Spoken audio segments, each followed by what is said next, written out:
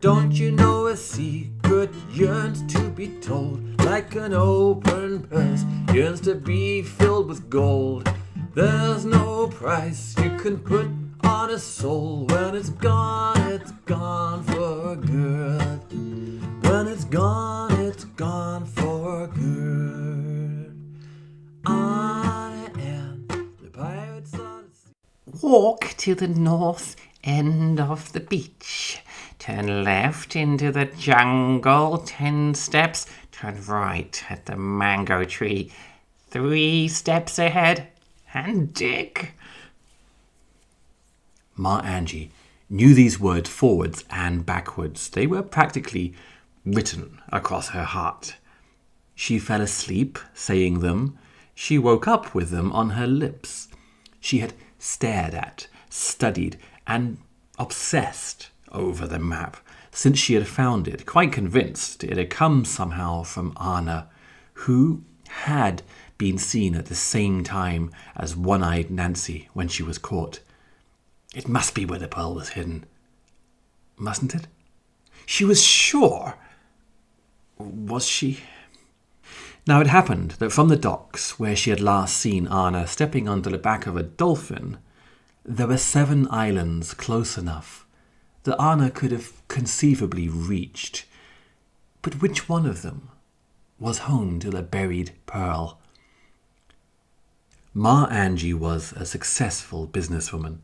She bought her pearls cheap from those gullible divers along the coast and then sold them at high prices in the market, and this had made her a wealthy woman. But she had recently put most of her money into constructing a fancy house for her retirement, and it happened that she had little cash to spare. But she knew that business was all about risk, and if she was to go pearl hunting, she would need to borrow money for a captain and a ship willing to take her out to the islands. Now it so happened that the moneylender in the market town where Ma Angie lived was perhaps the only person within 100 miles who was meaner than her. She was an old lady who sat all day beside piles of gold and silver coins, which she counted to the last penny.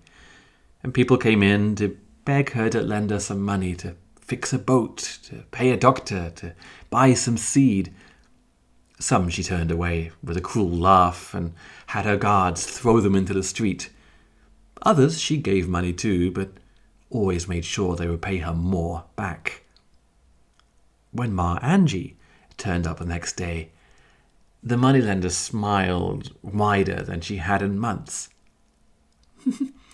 Ma Angie, what an unexpected but pleasant surprise.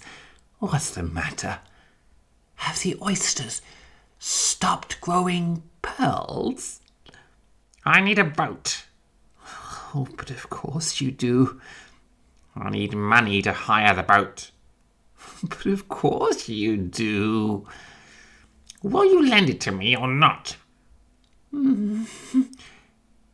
Yes, but you pay me back double next week. All right. Ma Angie took the gold she borrowed, and she used it to hire a boat and crew to make an expedition to the 3 islands off to the northeast. She set off at dawn, with 2 guards and a captain who accepted the mission without asking why they were going out to those tiny islands where no one lived. He just set sail and made as straight a course as he could. But it turned out the first island didn't have any forest at all, having suffered a wildfire a few years before, and the other 2 only had beaches on the west side of the island, so there was no possibility of heading to the north end of the beach and walking left into the sea. Ma Angie bore her disappointment well. It would have been very lucky to find a pearl on the first go, but these expeditions were expensive, and so the next morning she steeled herself to go along to the old moneylender again. Have you come to pay me what you owe me? No. You've come to borrow more. Yes. You're an old and dear friend, Ma Angie. I'll lend it to you, but I want 3 times the money back.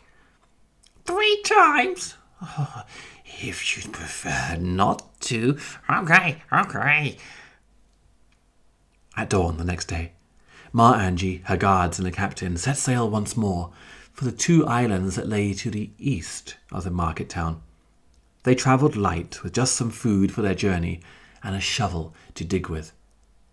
Birds flew overhead, reminding Ma Angie that they could fly faster than boats could travel. She ordered the guards to shoot several of them down with arrows. But when, towards the end of the afternoon, they arrived at the 2 islands, she discovered to her horror that the first one was surrounded by rocks and had no beach at all. The other one, however, had a promising beach, and they dropped anchor. Ma Angie was rowed ashore, and she made her guards wait by the boats as she hobbled along to the north end of the beach. She turned left, that's west, into the forest, and walked, but didn't find a single mango tree.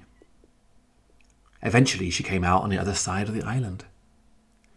By the time she got back to the boat, her lips were twitching, and her eyes were squinting, and little noises of frustration and fury spat out like drops of water in a pan of hot oil. The next morning, she went along to the moneylender once more. You're not carrying bags of money for me? No. You haven't come to borrow more? Yes. I don't believe it. Do you have holes in your pockets? Was it stolen from you by thieves when you left my house? Are you gambling it away at cards, Ma Angie? No. Ma Angie, this puts me in a very difficult position. Very well. I will lend you more, but if you don't bring me 4 times my money in 2 days, your house belongs to me. My house? Okay. There's a good girl. Now, sign here. Ma Angie knew this was make or break time. She had bet everything on the pearl being on those last 2 islands to the southeast. They were further away than the others, and the captain warned her they might not get there before nightfall, depending on the winds. They sailed in silence the whole day. At one point, one of her guards actually began to absent-mindedly whistle, and she silenced him with an onion in the eye. The islands grew bigger and bigger as they drew closer and closer, and grabbing the captain's telescope, Ma Angie's heart raced to see a likely beach on the closest island and a promising-looking jungle just behind it. But as they drew closer, the weather seemed to turn suddenly.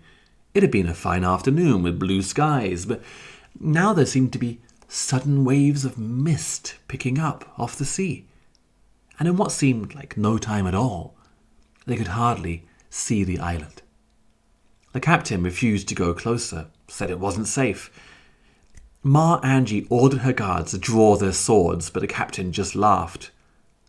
If we go on, we'll be dashed on the rocks. Kill me, and how do you plan to get home again?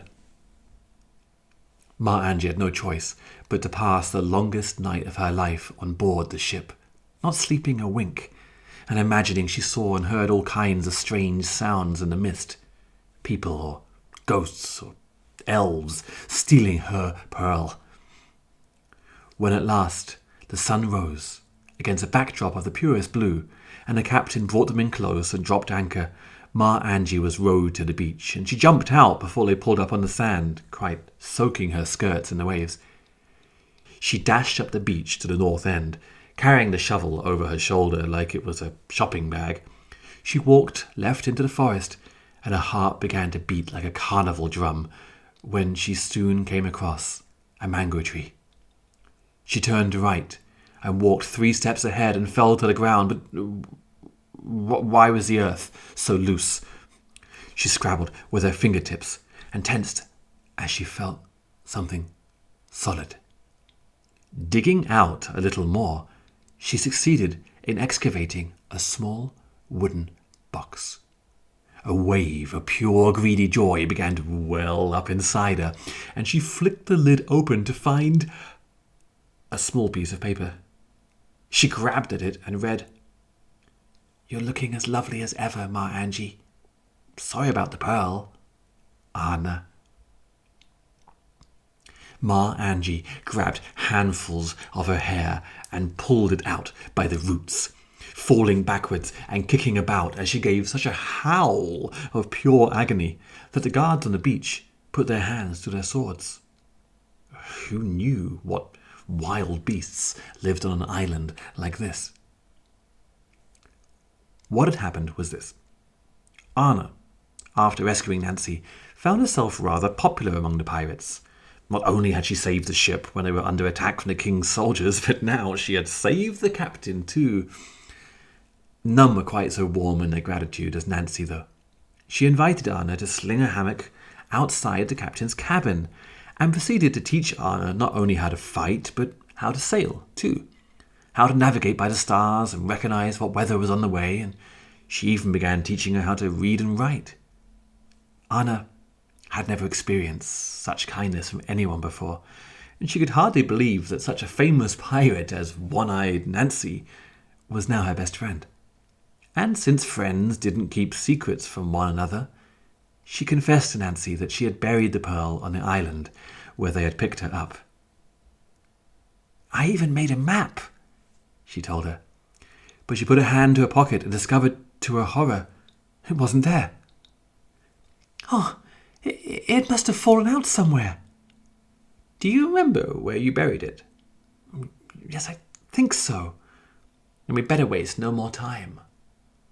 They sailed at full speed towards the deserted island, and the journey took them several days. Arna tried to relax, but the thought of the pearl, that wonder of nature that had started all of her adventures, began to consume her. She wanted to hold it in her hands again. It contained all her hopes of getting rich and being able to buy one day a nice house for her papa. But when they finally sighted the island, they also saw another boat approaching it. Nancy took out her telescope. "Let's see. I can see a small charter boat with a couple of guards, a captain, and an old woman on board." "Give it to me." Arna's heart began to tremble as she made out the form of Ma Angie twitching about on deck. "Oh, we're too late." "Leave it to me, darling," Kamea said, coming out the kitchen and raising her arms. Her eyes went back in her head as she began to sing.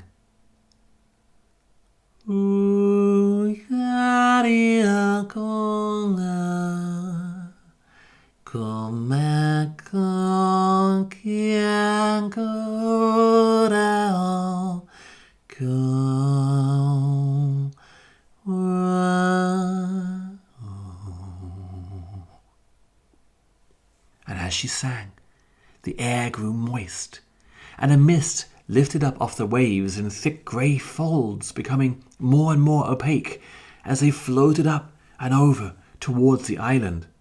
Soon, no one could see a thing. But now what? Then Arna remembered her flute. She played it, and before long there was an answering call from her dolphin. She asked Nancy to write her a quick note, and to everyone's amazement, she just jumped off the ship. A couple of hours later, they were contemplating giving up on her, when she clambered up a rope ladder, quite drenched from all the mist, and the pirates gathered around, gasping, as Arna held up the biggest pearl anyone had ever seen. That night, Arna and Nancy sat up awake after the rest of the pirates had gone to sleep, only Dace keeping watch from on high, and Nancy asked to see the pearl again. Shyly, Arna withdrew it, hesitated for a moment, but then put it into Nancy's hands. The pearl seemed to draw in all the light from the moon and stars, and it cast a radiance on the captain's face. "You've told me your deepest secret, Arna. I suppose it's only fair I tell you mine. You see, I wasn't always a pirate. Once, I was the daughter of the king."